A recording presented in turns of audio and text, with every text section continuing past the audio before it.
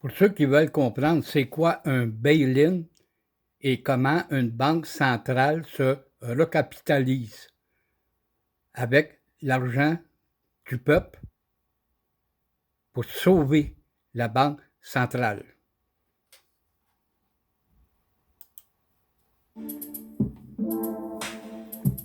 La banque centrale se sauve elle-même. Pour bien comprendre la méthode mise en place, voici un exemple parlant.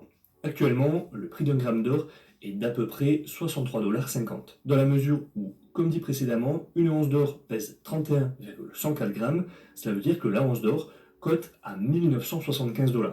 On sait également que la Russie s'était engagée à racheter de l'or à ses producteurs locaux à un prix fixe de 5000 roubles le gramme. De ce fait, imaginons que le taux de change entre le rouble et le dollar est de 100 roubles pour un dollar. Autrement dit, contre 1 dollar, un Américain reçoit 100 roubles sur les marchés et contre 1 rouble, un Russe reçoit 1 cent de dollar. Ainsi, la Banque centrale russe, en achetant de l'or à 5000 roubles le gramme, c'est comme si elle achetait ce même gramme d'or à 50 dollars selon le taux de change en vigueur. Sauf que sur les marchés, ce même gramme de métal doré se négocie, on vient de le voir, à 63,50 $. En achetant de l'or à 50 dollars, c'est-à-dire 13,50 $ moins cher que sur les marchés, ce que la Banque centrale russe est en train de faire, c'est tout simplement de se recapitaliser. En fait, elle fait l'acquisition d'un actif, ici l'or, à un prix inférieur à ce qu'il vaut vraiment sur les marchés internationaux, et donc forcément, si la valeur comptable de cet actif est réévaluée à la hausse par rapport à son prix d'acquisition, cela va nécessairement impacter positivement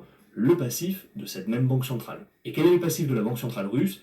Eh bien justement, on l'a vu en début de vidéo, son passif comptable est constitué de sa devise nationale, c'est-à-dire du rouble. Il est donc tout à fait logique que la devise russe ait repris de la valeur grâce à ce mécanisme. Évidemment, la Russie peut se permettre d'agir de la sorte en forçant notamment les entreprises minières nationales, dans une certaine mesure, à vendre leur production à la Banque centrale, pour la simple et bonne raison que ce pays est le deuxième plus grand producteur mondial d'or et que le respect de la propriété privée n'est pas non plus un droit qu'elle affectionne particulièrement. En recapitalisant. Ça ressemble un peu aux communistes. Ils n'en veulent pas de l'entreprise privée.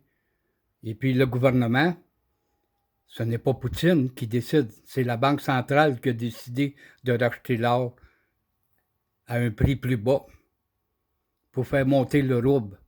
C'est pour sauver la Banque centrale et non pas Poutine qui est en train de sauver son peuple.